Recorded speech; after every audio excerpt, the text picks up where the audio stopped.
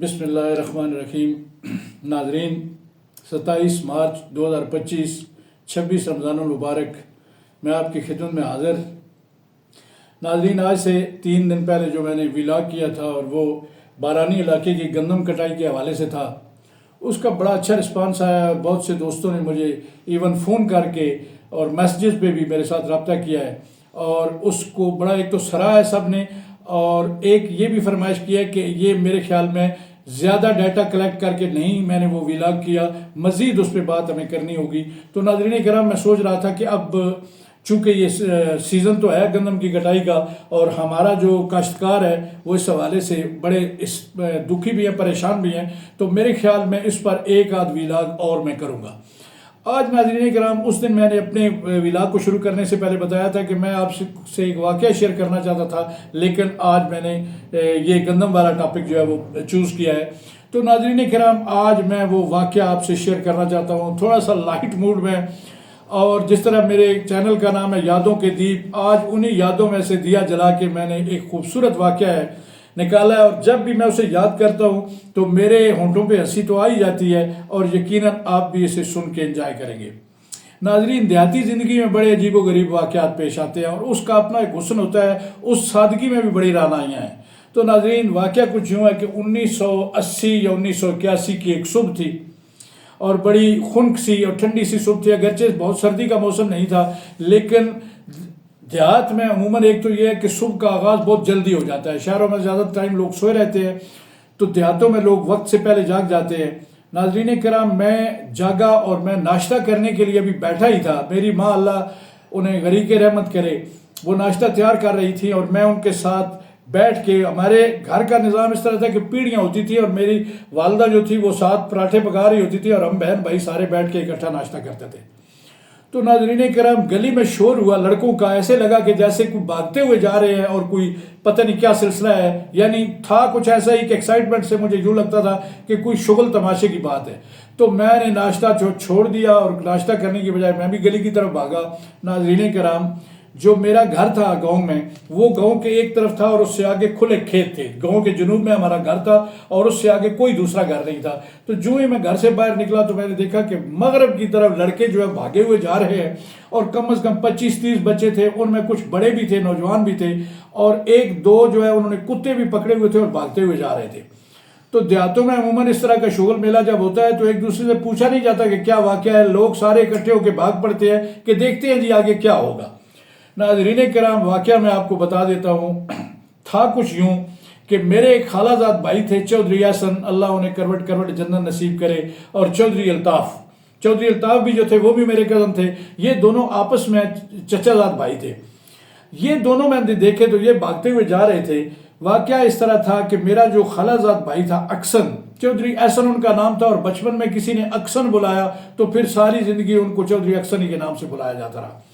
تو ان کا شوق تھا شکار کرنا، وہ تیتر کا، بٹیر کا، پرندوں کا، مرغابی کا شکار بھی بڑے شوق سے کرتے تھے۔ اور پھر یہ جو ہمارے جنگلی جانور ہوتے ہیں، جس میں گیدڑ ہو گیا، بھیڑیا ہو گیا، یا یہ لومڑ ہو گیا، یا لومڑی ہو گئی، خرگوش وغیرہ، ان کا شکار بھی ان کا ایک شوق تھا۔ اور وجہ یہ ہوتی ہے کہ یہ جو گیدڑ وغیرہ ہوتے ہیں یہ ہمارے زمینداروں کا نقصان بھی کرتے ہیں۔ اکثر اس دور میں بھی سننے میں آتا تھا کہ آج جی گیدڑ ہمارا مرغ اٹھا کے لے گیا رات کو۔ اور کسی میں جو جس کو ہم جنگل کہتے ہیں، وہاں جو بھیڑ بکریاں چرانے کے لیے ہمارے عزیز و اقارب جاتے تھے، وہ بھی سننے میں آتا تھا کہ کسی کی بکری کسی نے مار دیا یا گیدڑ نے بکری کا بچہ مار دیا ہے۔ تو واقعہ یوں تھا کہ جو میرا بھائی اکسن تھا، ان کی بکری کا ایک بچہ جو تھا وہ کسی بیماری کی وجہ سے مر گیا۔ تو اکسن کا چونکہ شکار تو ایک شوق تھا، اس نے اس کے لیے کچھ پھندے اور کڑکیاں وغیرہ بھی تیار کر رکھی تھی، جس کو ہم پنجابی میں کڑکی کہتے ہیں، وہ ان جانوروں کو، بلے اور یہ گیدڑ وغیرہ پکڑنے کے لیے۔ تو اس نے یہ کیا کہ ان کا ایک کنواں تھا گاؤں سے تقریباً 2 فرلانگ کے فاصلے پر، وہاں ان کا اپنا رقبہ تھا، کوئی 4-6 کلے کا اکٹھا ان کا ایک وہ زمین کا ٹکڑا تھا۔ تو وہاں انہوں نے ایک باغ بھی لگا رکھا تھا۔ تو وہاں ایک بیری کا درخت تھا، اس بیری کے درخت کے ساتھ اس بکری کے بچے کو جو ہے اس نے میرے خالہ زاد بھائی چودھری اکسن نے ٹانگ دیا اور نیچے اس کے وہ پھندا لگا دیا، کڑکی لگا دی۔ اسے پتا تھا کہ رات کو اس کی مہک پہ، گوشت کی مہک پہ گیدڑ ضرور آئیں گے اور کوئی نہ کوئی گیدڑ ادھر پھنس جائے گا۔ ناظرین کرام، چونکہ اس نے تو یہ رات کو سارا کچھ سلسلہ کیا ہوا تھا اور صبح صبح جو ہی جاگا تو وہ دیکھا اس نے واقعی گیدڑ پھنسا ہوا تھا۔ تو اس نے یہ کیا کہ گیدڑ کو جو ہے پکڑ کے کسی طرح اس کے گلے میں رسی ڈالی، پھندا ڈالا، اور میں نے جس کنویں کا ذکر کیا ہے وہاں ایک کنواں تھا ان کا، اس میں پانی بہت بھرا ہوا تھا لیکن وہ ناپاک تھا، وہ قابل استعمال نہیں تھا اور ویران ہو چکا تھا، اور اس کنویں کا منہ بھی بڑا کھلا تھا، اس کے ساتھ ساتھ درخت بھی لگے ہوئے تھے۔ تو اس نے ایک بیری کا درخت تھا جو کنویں کے بالکل کنارے پہ لگا ہوا تھا، اس کے ساتھ اس گیدڑ کو باندھ دیا اور خود بھاگتا ہوا گھر آیا کہ یہاں سے کتے لے کے یہ ایک شغل تماشا لگاتے ہیں، شکار کرتے ہیں۔ تو ناظرین وہ لڑکے اسی لیے بھاگے جا رہے تھے۔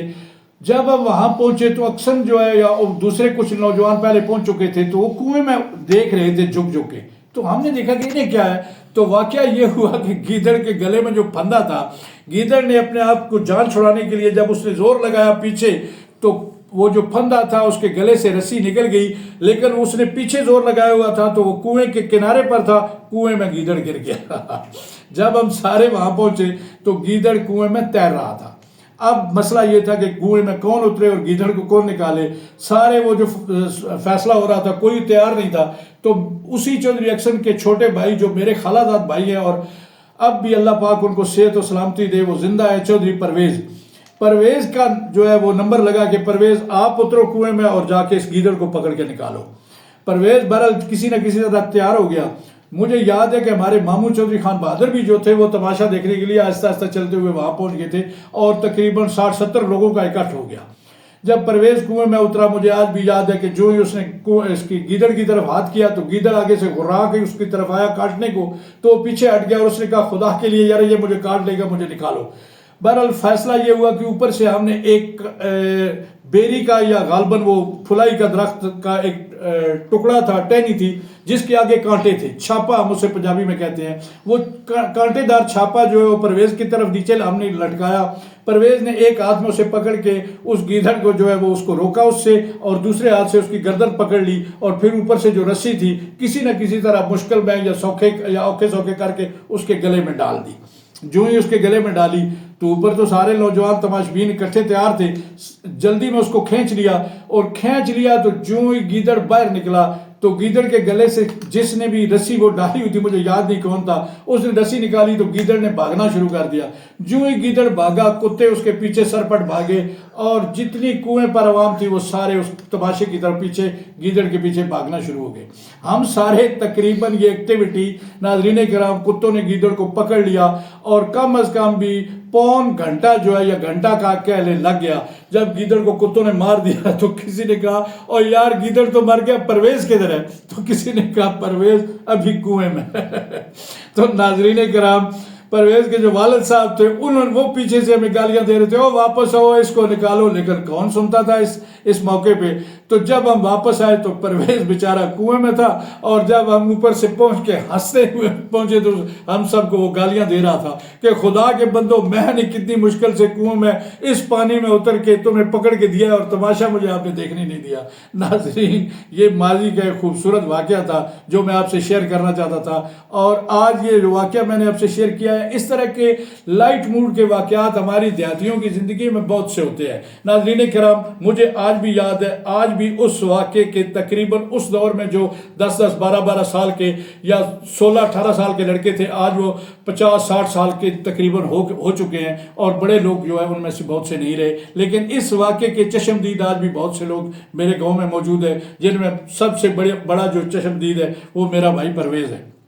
چودھری پرویز۔ تو ناظرین، یہ ایک واقعہ تھا جو میں نے آپ سے شیئر کیا۔ آج اعتبار ساجد کی جاتے جاتے میں آپ سے ایک غزل شیئر کرنا چاہتا ہوں۔ ناظرین، میں اس پہ زیادہ ٹائم نہیں لگاؤں گا، لیکن بڑی خوبصورت غزل ہے اور میری یہ روایت جو ہے کچھ دنوں سے میں نے چھوڑ رکھی ہے، تو آج اس خوبصورت غزل کے ساتھ اپنا ویلا ختم کریں گے۔ ناظرین کرام،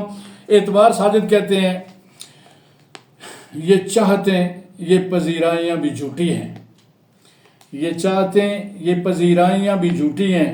یہ عمر بھر کی شناسائیاں بھی جھوٹی ہیں، میرے جنوں کی حقیقت بھی سر بسر جھوٹی، میرے جنوں کی حقیقت بھی سر بسر جھوٹی، تیرے جمال کی رعنائیاں بھی جھوٹی ہیں، میرے جنوں کی حقیقت بھی سر بسر جھوٹی، تیرے جمال کی رعنائیاں بھی جھوٹی ہیں، کھلی جو آنکھ تو دیکھا کہ شہر فرقت میں، کھلی جو آنکھ تو دیکھا کہ شہر فرقت میں تیری مہک تیری پرچھائیاں بھی جھوٹی ہیں،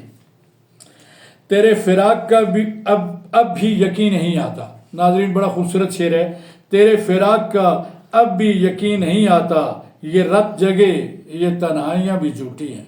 یہ رت جگے یہ تنہائیاں بھی جھوٹی ہیں، فریب کار ہیں اظہار کے وسیلے بھی۔ ناظرین کرام بڑا خوبصورت شعر، فریب کار ہیں اظہار کے وسیلے بھی، خیال و فکر کی گہرائیاں بھی جھوٹی ہیں، اسے یہ دکھ کہ میں رسوا ہوا ہوں اس کے لیے، اسے یہ دکھ کہ میں رسوا ہوا ہوں اس کے لیے، مجھے یہ دکھ کہ رسوائیاں بھی جھوٹی ہیں، مجھے یہ دکھ کہ رسوائیاں بھی جھوٹی ہیں، تمام لفظ و معانی بھی جھوٹ ہیں ساجد۔ آخری شعر ہے ناظرین اس غزل کا، تمام لفظ و معانی بھی جھوٹ ہیں ساجد، ہمارے عہد کی سچائیاں بھی جھوٹی ہیں۔